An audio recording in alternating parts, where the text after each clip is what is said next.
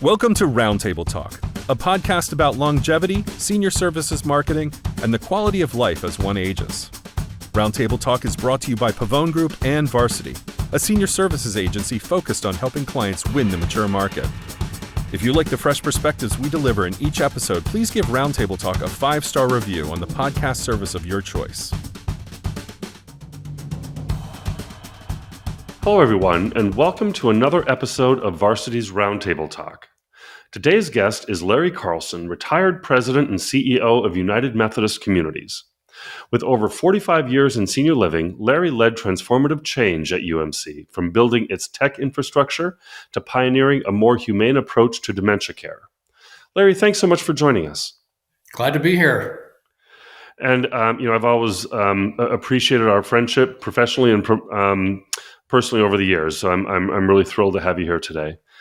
You worked in the senior living industry for 45 years, including 11 years as president and CEO of United Methodist Communities. You retired in 2022. What have you been focusing on in retirement? Well, probably just to be a little bit more stressed and less stressed, not more stressed, less stressed and more calm as I age, and really focus on the things that truly matter. That's great. And that's allowed me to pursue some hobby things that I've been putting off for years. What are some of your favorite hobby things that you've mostly in my wood shop. Yeah, some wood carving and some in sketching. I actually took up some sketching as well. So that's it's sort of fun to do, where I didn't have time to do that before. That's and then great. We live in a town now where our grandkids live. So there's the big magnet, right? That's wonderful. That's amazing. And I'm sure it's fun to watch them as they develop, and you can go to the games and do all of that stuff. Indeed, and exactly what we do. That's great. So looking back on your career in senior living, what were some of the biggest changes that you saw over the 45 years in the field, 11 years at UMC? Yeah. So, I got my nursing home license in December of 1975, which is sort of, I don't know, scary or crazy to say or admit it, right? But so a lot's changed in senior living since the mid 70s. And you have to remember that in those days, senior living pretty much was a watered down version of a hospital. And nobody had a choice as to when they get up or what they eat or, when they were going to get a bath. And so really the biggest change has been around person-directed care. And then you have the architects and operators who sort of reimagined what senior living could be, coming from that kind of environment into introduction of assisted living, the first CCRC, and the evolution of all those kinds of models. And so, you've seen from what used to be like the first place I ran, people would move in, they would give all their assets, and then the place would take care of them for the rest of their life. And now you have all kinds of financial arrangements and pretty high-end operations and very sophisticated operators too.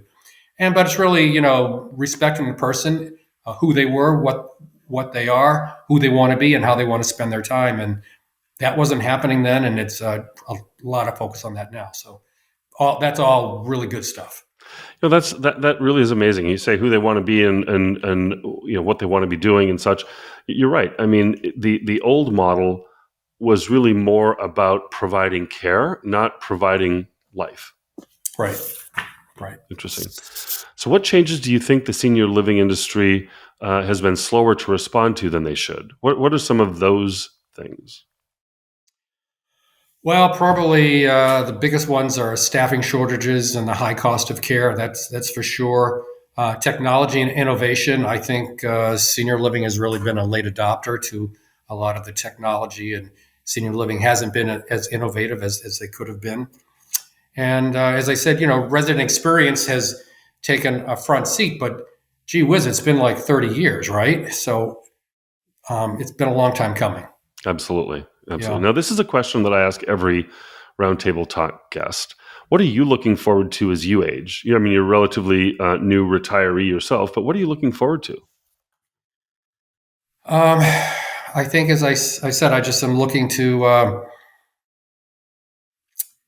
reflect upon my time as I grew up with my family and through my career, and hopefully draw upon some experience and wisdom and be able to impart that to my grandkids. That's great. That's certainly an important and noble pursuit. Now, you've talked in the past about how when you started as president of UMC, the organization didn't even have an IT department. By the time you left, you'd spearheaded the adoption of technology across many areas of senior living. Talk about the process of building a tech infrastructure from the ground up in a senior living organization. Yeah. So when I arrived at UMC, we didn't even own a server. So we really did start from the ground up. And so that had some advantages because we were sort of, we could invent it as we go as opposed to trying to massage something that was already there. I think people, for the most part, were pretty excited about it. Once the staff really got a taste of how it could impact their quality of life as caregivers and the operations, it really sort of became self-fulfilling, and it sort of expanded.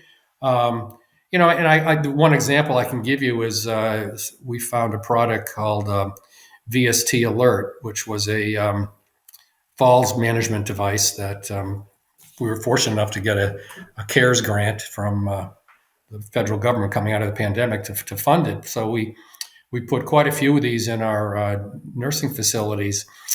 And all of a sudden, when the staff realized how powerful this tool was going to be in order to, A, save the person from falling down, B, saving them time for having to pick them up and do all the paperwork that would come from the fall, they came back and said, we need more of these. And so it was really, the fact that they could experience the technology and the benefit it was going to have for all. And then they became owners and advocates. That's wonderful, because so often I think people are skeptical of technology. What is it going to do? Is it going to make my life harder? Is it going to eliminate the need for me? Yeah. And that's great that they were able to embrace it. And as I said, another example would be we were doing a project with artificial intelligence, and one of the first projects we did was to put AI into our onboarding process. So we did a process map of all the individual steps that it took for us to onboard someone from the time they fill out an application till the time they were actually working. And there were actually 24 unique steps. I mean, who knew, right? And then so when we put the artificial intelligence in there were only 4 of those steps that actually needed a human being to think and make a decision. The rest were sort of what I would call administrivia. Fill out this form, send it to the finance department, fill out that form, send it to the dietary department. All those things took time for my HR staff, but all of a sudden they had like a lot more time to do more important things. And so even though they were a little skeptical about, is this process going to eliminate my job? It really wasn't about eliminating jobs. It was about allowing them to work on things that are more important instead of things that just, as I said, were administrivia. And here again, once we did that in the HR department, then the finance department was sort of primed, saying, oh, let's do that over here. And we did. Wonderful. So which departments touched, or benefited from the technology? Well, I mean, ultimately, they all did, because one of the biggest things we did further down the road was to sort of integrate all this into one system, so that when somebody filled out an application for an admission through the sales and marketing department, all that stuff flowed right into the EHR and over to finance and over to nursing and so on and so forth. And since all this stuff was software agnostic, they were able to sort of tie all this together. And so things were happening faster, things were happening more accurate, and there was no duplicate entry, and you didn't have to have the potential errors for that. So it's pretty powerful stuff. And I think AI is really the wave of the future. And here again, I don't think senior living has really embraced it fast enough. But my feeling was, if we don't jump on board at the beginning, we're going to get sort of left at the curb, and then we're going to be so far behind, we're not going to be able to catch up. So I was, a lot of times I was an early adopter on some of these things. And, you have to pick what you want to do, fail quickly, and move on.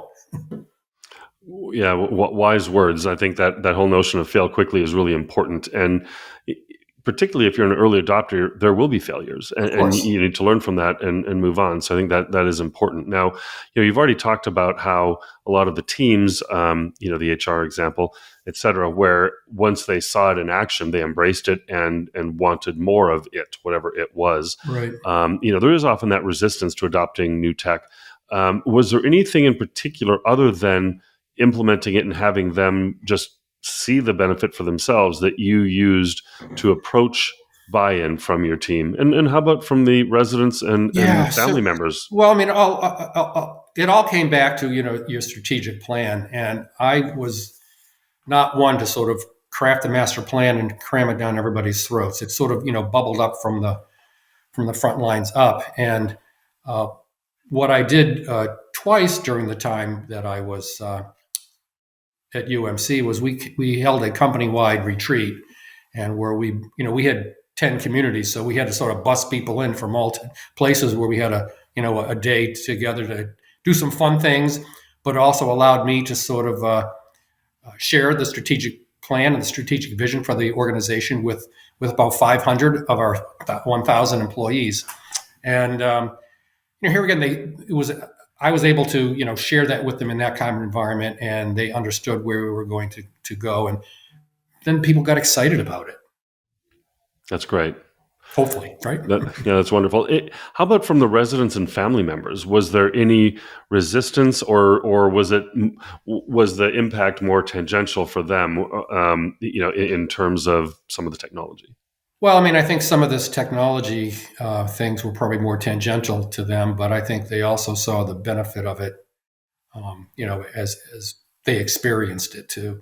One of our other fun tech things was a product called VST Balance, and that's a therapy module where they've gamified balance in the therapy department. And so one of the ways they do that is you put this contraption on, and the camera's on the resident, and you're skiing down a slalom course, and you have to move your body to go around the gates on the slalom course. And so that became sort of a game and sort of fun. And then at the same time, people were, their balance was improving as a result of doing that.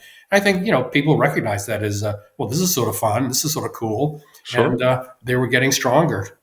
And people probably weren't even thinking of it as technology. It was a game. It was an activity. It was not necessarily some tech gizmo that was being thrust upon them. Exactly.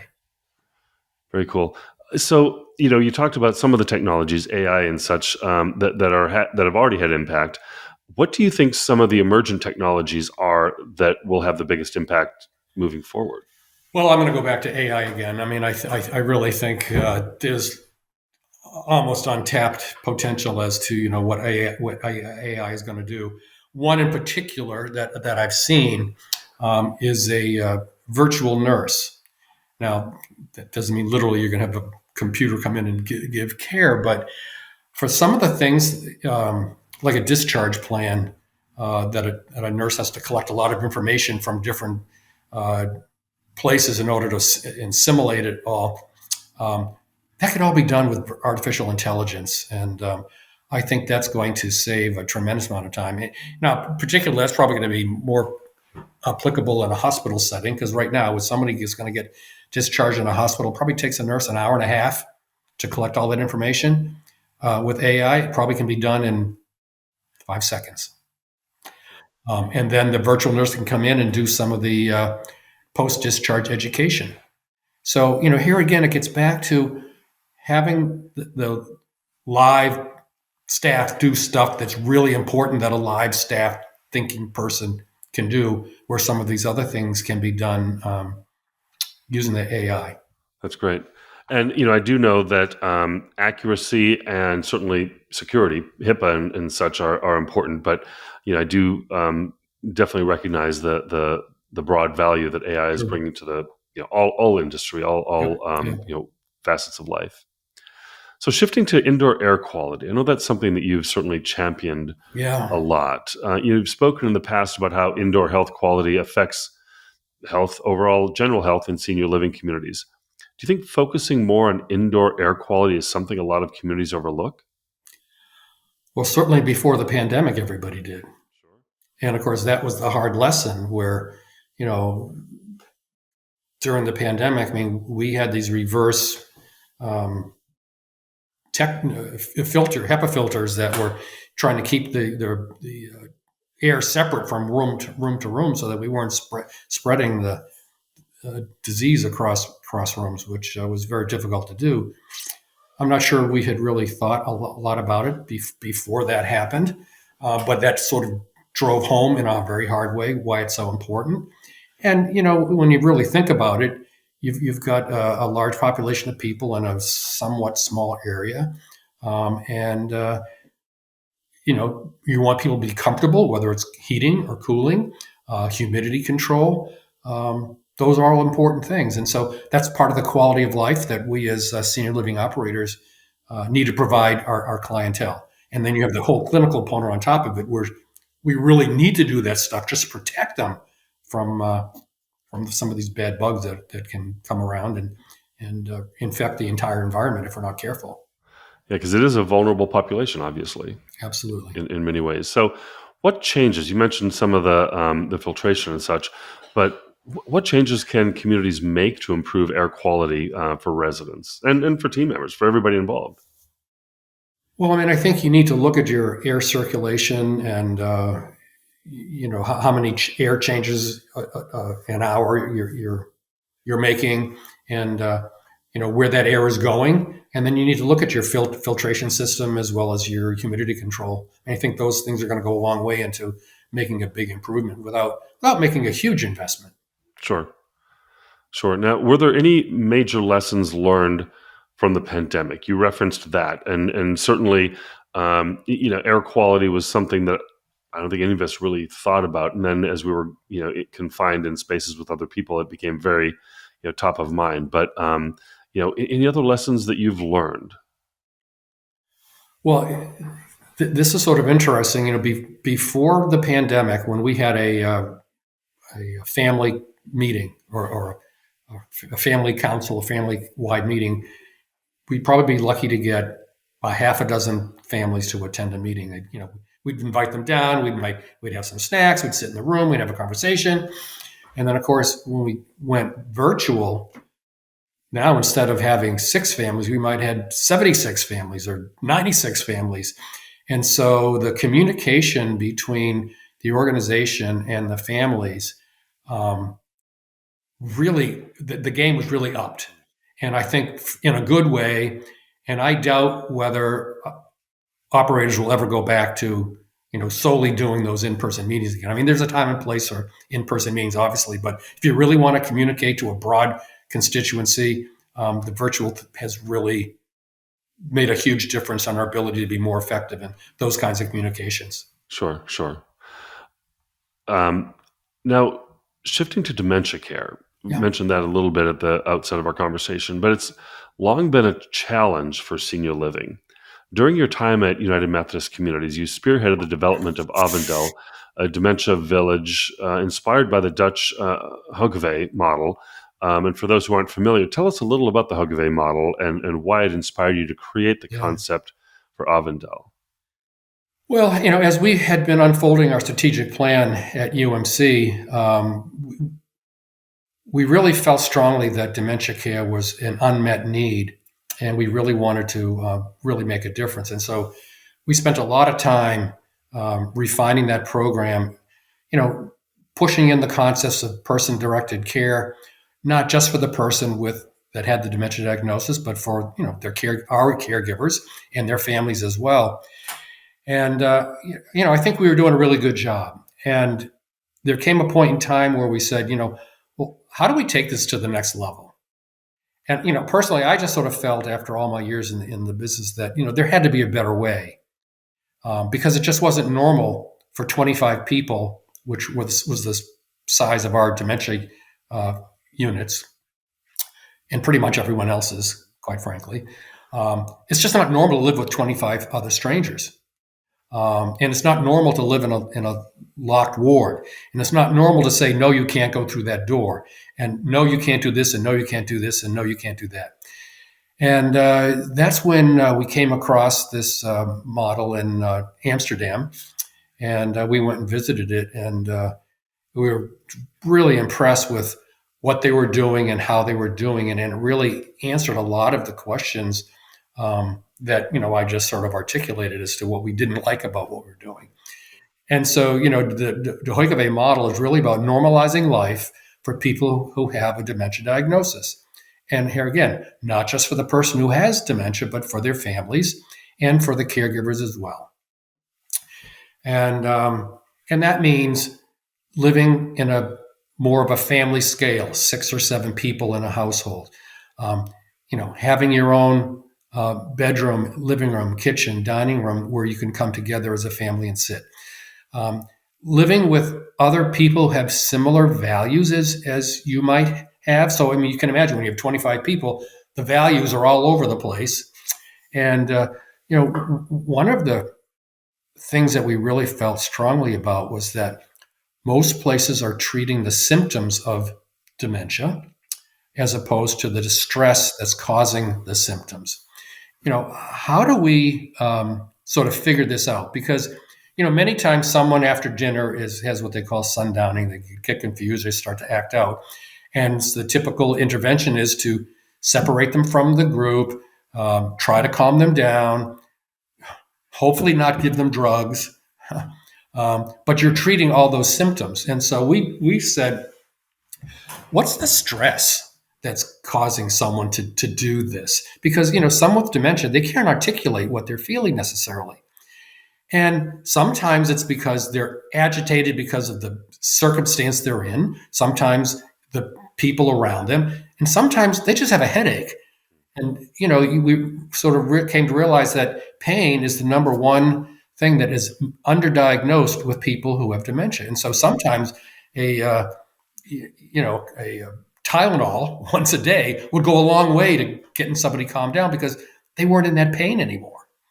And so we came up with a process that we would try to figure out, well, what's the stress that's causing this? And I can give an example, and it's from my book, where we had a person who after dinner time would have some behavior issues, and the staff, thought about, well, this gentleman was a security guard, and the last thing he did before he went home at night was to go around the building and check the doors and windows and shades and make sure everything was secure, and then he would go along his way. And so they said, let's do that, with him here. And so that's what they did. So they made sure the shades were down, the doors are locked, and windows are locked. And guess what? The behaviors went away because he was comfortable. He wasn't in stress that things could be insecure. Now, it sounds very simplistic, and it is. But if the staff don't know the residents well enough, they'll never be able to figure that out. So that's why our mantra at UMC was always know thy resident. The extent to which you know thy resident, you can sort of put your heads together and figure out some strategies to minimize this stress. And that really gets back to the whole the neighborhood model too. It's less stressful to live with 6 people than 24. It's more normal to figure out what do we want for lunch. Let's go to the grocery store and buy the supplies and come back and fix it. It's more normal to, I want to go outside and experience the weather, even in New Jersey in the wintertime. Well, yeah, we're going to put your coat on. You can sit on the bench. You can feel the sun on your face. You couldn't do that in our buildings that had these larger dementia units, especially if they weren't on the first floor. Now, if they were on the first floor, maybe they could go outside. Sure. Talk a little about the, you referenced deciding what you want for dinner and going and doing the shopping and such. I find that to be such a fascinating part of the Hoikave model and what you describe in the Avondale book and such. But talk a little about that. And it's not so much about that, but some of those just normal daily activities, the things that some of us might look at as drudgery or whatnot, but is really an important part of life and empowering. It is, because when you're living in that scale, someone's going to want to get up at 6 o'clock, 6:30 or 7, have a cup of coffee and read the newspaper. Someone else is going to sleep until 9 o'clock, and so the household model allows for that because there's a kitchen there, so we can cook the person who wants breakfast at 7, and we can cook breakfast for the person who wants breakfast at 9. And then it's normal to say, well, what do you think about this for dinner tonight? And some of these households are going to be more meat and potatoes kind of folks. Others of them might be a little bit more of an urban motif, and so maybe they want to not maybe have as much on Tuesday, Wednesday, so they can save up their dining to go to the restaurant on Saturday night, because that's what they would do. They would go to a restaurant on Saturday night. Other people wouldn't want to do that. So, it builds the flexibility and to accommodate those folks to do what they might have otherwise done. Because, at the end of the day, we all want to love the life we live, or we want to live the life we love, right? And that's the resident and the family, because, the families are, they have other responsibilities. They have children and of their own that they need to take care of. And they want to engage in that life and embrace with that, but they also want to embrace with their parents here. And so, this kind of model allows for them to sort of do both. Sure. You've talked about how, some of the traditional American models, might have 25 residents living together versus the Hogevay that has, 6 or so. But, beyond that, how is the model different? And how do you think other U.S. communities might adopt a similar model, or might be able to learn from some of the lessons, even if they can't, reconfigure the full construction of their communities? Well, I think the care paradigm certainly can be replicated in any kind of environment. Because, obviously, we still had our 24, 25 person dementia units, and we were, taking our care model as to the extreme that we could, given the confines of what we were doing. And so you still can do that. It really comes down to, here again, normalizing life for people who have a dementia diagnosis. So how do you do that? Whether it's 6 in a place or 25, right? How do you stop saying no all the time and start saying yes as much as you possibly can? And, how do you respect that person's former life and as in terms of what it was to where they are now? And, how do you bring appreciation to that so that they are living the most fulfilling life that they possibly can give, given the circumstances that they find themselves in? I love a lot of what you said, but particularly, how can you find ways to say yes rather than saying no? And I think that is such a simple yet profound concept in a lot of aspects of life, right? Mm-hmm. We none of us want to be told no. Right. Yes might not be the right answer, but there might be another solution. Right. Exactly. If you look back to when I got my nursing home license in the 70s, we told people when to get up and when they were going to eat. And your bath is at 3:00 on Tuesday afternoon. Well, I don't want to take a bath at 2:00 on Tuesday afternoon. And I was thinking to myself then, wow, things are going to really have to change. But before the time I get here, I get up and take a shower every morning, right? And I'm sure most people do. And, so Tuesday at 2 isn't going to work. So, but that is come a long way in a good way. Yeah. And I know that we always, at the time it was just the way it was, but we've worked so hard as an industry to move away from those institutional kinds of, models and environments. So now many families, related to that, do struggle with the decision of whether to keep, a loved one with dementia at home or, integrate them into some sort of a community setting. What guidance would you offer them based on your experience, both from, as an adult child yourself, we've been talking about that, but also a leader in the field, and then also I guess an academic, if you will, in studying the Hogevay model and writing your book. Yeah, and so this becomes a very individualized situation, and it's unique to every family. In one of my chapters, I talk about a family dynamic between a person by the name of Kathleen and her daughter Susan, and at some point there becomes a point of where everybody realizes it's, something has to give. We can't continue to do this. And, it really depends on how close the family is, how many other multiple helpers are there in the situation, how independent is the parent, how available is the daughter. And when you add dementia into the mix, then you add in the emotional level on both sides. I mean, the in this case, the mother is very frustrated because she knows something's not right. She can't really articulate what she's feeling or why. And then the daughter's very frustrated because the mother's getting angry at her. And but ultimately, at some point along the way, there becomes a point where the families realize that we can no longer go like this. It's too much. Now, whether that's be a spouse taking care of another spouse, or whether a daughter taking care of a parent, and that, like I said, that'll be different for every family. But I think that's when you have to come to the realization that you can't do it your own, because caring for someone with dementia is very difficult, Sure. both physically and emotionally. Yeah, absolutely. Now, how do you see dementia care evolving in the next, say, 10 to 15 years? Well, first of all, there's not enough capital and land and buildings to build enough dementia villages to take care of everybody, in the coming years. And so, this has to be reserved for a certain cohort of people who really need this kind of environment.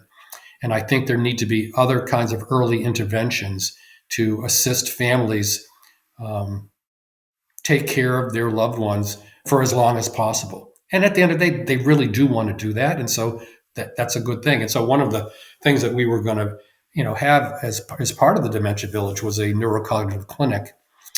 And what I was calling an immersion experience, where a family could bring their loved one to Avondale for a few days, work with the staff, have the staff figure out, what are the stresses, what's distressing this person, what's causing this person to, behave the way it is, and then try to provide some strategies and caregiving strategies to the family, so when they go home, they're better equipped to deal with some of these things that are happening on a regular basis at home. And I think the extent to which we can do that will delay entry into the institutional setting. So while there's obviously there has to be a place like Avondale, but I think there are going to be other kinds of places and strategies that we can delay people coming into a place like that. Sure. No, that's a really interesting idea. Now, you took a lot of those ideas. You referenced the book, but you turned this experience in creating Avondale into the book, which was published shortly after your retirement, called Avondale: Reimagining the Dementia Experience. Yeah. What inspired you to write it? And was there a specific moment when you realized that the book needed to be written? Yeah, well, and that really came down to a realization that we weren't just rebranding how we do dementia care or memory support. We were really bringing a new product to the market. And, one of the reasons the name Avondale doesn't have any pre-described notion as to what it means is because we wanted the product to define the name, not the name to define the product. And if we used, XYZ memory support, that just means that's their way of doing memory care. And as I said, we believe this is the new product line to the continuum of care, and the book was the best way to explain that. That's great. Now, you've been an advocate for a more humane and joyful approach to dementia care, which I find fascinating. And I was, as we've dug in, the whole notion of joyful approach. It's not something that you typically think of when you're, people thinking, think of dementia care, and people who are, experiencing memory issues. But what key message do you hope readers take away from the book? That dealing with dementia is not a hopeless situation, that there can be joy in it, and that you can live the life you love, whether that be the family member or whether that be the person with a diagnosis. That's beautiful. And from our conversations over the years, and I have to admit, I've learned an awful lot from you, and just thinking about how to approach the notion of dementia care, memory support, all of those other terms, because I think early in my career, a lot of it was institutional, and it was paternalistic, and it was all of those things. But there needs to be quality of life. There can be quality of life. Certainly, it's a different life, but it can be celebrated and not something necessarily to be pitied. And I really appreciate that perspective that you gave me over the years. Great. Well, thank you so much. I mean, I've witnessed so much of it over the years, as I said, that there just has to be a better way. And I think this is a way to make that happen. Sure. Now, the book includes compelling stories. You've shared a couple of them already of families navigating dementia care. Can you share a story maybe that you haven't shared yet that particularly stuck with you? Well, yeah, I mean, the one I had been thinking about was, Kathleen and Susan. And, Kathleen was not so far into her dementia that she didn't know something was wrong. So she was very upset by that. But, she would lash out at her daughter, Susan. And, Susan felt guilt-stricken that she was having to deal with this. And she felt very hurt that her mother was treating her this way. And I think that the story just, shares the point of view that a lot of families, go through. Sure. And sure. so I'm hoping that stories like this, people are able to identify with that story, say, that's sort of where I'm at too. And so, there's a way through this. And hopefully by reading the book, they can maybe see that. Great. That's beautiful. So, last question. As we've talked about, you've had a storied career, both as a leader within senior living aging services and as an author, and kind of developing the philosophy of that you've laid out in Avondale, reimagining the dementia experience. What have you learned that you wish you could have told your younger self? What's a lesson? Yeah, so I think the lesson is to not to be held back so much that you aren't innovative and moving fast enough. I think I waited too long to move with some of these ideas. I think the best advice would be to don't be so afraid. Just keep moving ahead, try things, fail quickly, move on. Yep, fail quickly, fail faster. I think that is important, and I do think we sometimes can be too risk averse, and at some point we learn that, and it's to our, I don't know if it's peril, but certainly holds us back from some of the innovation. That's great. Well, Larry Carlson, thank you so much for sharing your time, your wisdom, and really appreciate it. Derek, thank you so much for having me. I always enjoy talking about, especially Avondale. So if you get me started, sometimes it's hard to make me stop. But. Hey, that's great. No, lots of wonderful insights. So thank you. And thank you to everybody who is tuning in and listening to the podcast. And I'd also like to thank Dave Schaffner, our producer, and Matt Campbell, our engineer. And Larry, again, thank you. Have a great rest of the day. And we'll see everybody next time on Roundtable Talk. Thank you, Derek.